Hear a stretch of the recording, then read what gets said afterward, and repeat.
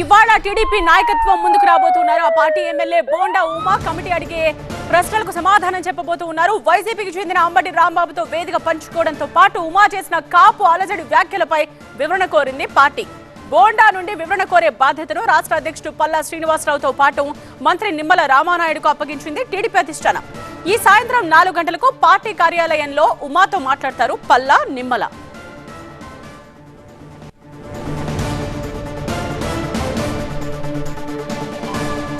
ఈ కమిటీపై స్పందించారు ఎమ్మెల్యే బోండా ఉమా. తన వివరణను పార్టీకి వివరిస్తా అన్నారు. తన వ్యాఖ్యలపై దుష్ప్రచారం చేస్తున్నారు అన్నారు బోండా ఉమా. ముద్రగడ సంస్మరణ సభకు అన్ని పార్టీల నేతలు వచ్చారని, రాజమండ్రిలో జరిగిన సభకు కూడా టీడీపీ నాయకులు హాజరయ్యారని చెప్పారు. ముద్రగడ సంస్మరణ సభలో తప్పు మాట్లాడలేదన్న బోండా ఉమా అప్పట్లో జరిగిన విషయాలనే మరోసారి ప్రస్తావించాను అన్నారు. ముద్రగడ సంస్మరణ సభలో తాను చేసిన వ్యాఖ్యలు, వాటిపై రాజుకున్న పొలిటికల్ రగడపై బోండా ఉమా ఇంకా ఏమంటున్నారు మా కరెస్పాండెంట్ శ్రీధర్ అందిస్తారు. సెంట్రల్ ఎమ్మెల్యే బోండా ఉమామేశ్వరరావు మనతో ఉన్నారు. ఒకసారి వారితో మాట్లాడదాం. సార్, రాష్ట్ర రాజకీయాలు మొత్తం కూడా కాపుల చుట్టే తిరుగుతున్నాయి. అంటే మీరు వైసీపీలో ఉన్నటువంటి కాపు నేతలతో కలిశారని చెప్పి 3-man కమిటీ వేసి మిమ్మల్ని వివరణ కోరుతున్నారు. 3-man కమిటీ ముందు మీరు ఏమి వివరణ ఇచ్చారు? సాయంత్రం అక్కడికి వెళ్ళినాక వాళ్ళు ఏం అడుగుతారో ఏం మాట్లాడతారో చూసి దానికి తగ్గట్టు వాస్తవాల్ని వాళ్ళ ముందు పెడతాం. జరిగింది కాపు జేఏసీకి సంబంధించినటువంటి దాసరి రాము అనే కాపు నాయకుడు అక్కడ ముద్రగడ్డ పద్మనాభం గారు సంస్కరణ సభని ఏర్పాటు చేశాడు. సంస్కరణ సభకి నన్ను పిలిచాడు. నా వరకు నేను వెళ్ళా.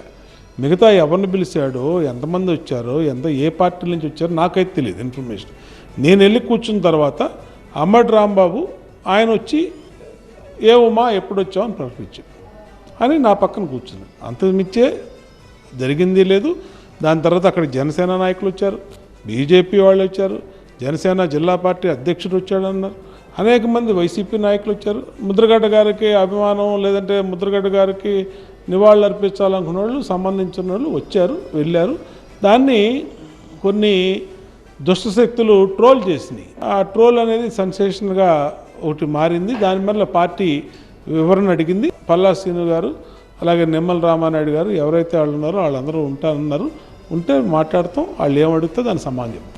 అదేవిధంగా మీరు ఆ రోజు చేసిన వ్యాఖ్యలు కూడా సంచలనం. అంటే కాపు సామాజిక వర్గం మొత్తం ఎటువైపు ఉంటే ఆ పార్టీ అధికారంలోకి వస్తుందని కూడా మీరు ఒక కామెంట్ చేశారు. అంటే దానిపైన కూడా అధిష్టానం వివరణ కోరే అవకాశం ఉందంటారా? తెలియదు. ఉన్నదైతే నేను చెప్పాను. ఏ వివరణ కావాలో నేను ఇస్తాను. 2014 ఎలక్షన్ల ముందు కూడా చంద్రబాబుని కావాలనే బోండా ఉమా విమర్శించారు. మళ్ళీ ఇప్పుడు కూడా కాపు సామాజిక వర్గం పేరుతోని పార్టీపై ఇండైరెక్ట్గా విమర్శలు చేస్తున్నారని కూడా కొంతమంది ట్రోల్ చేస్తారు. అంటే ట్రోల్ చేసే వాళ్ళకి బుద్ధి జ్ఞానం లేదు.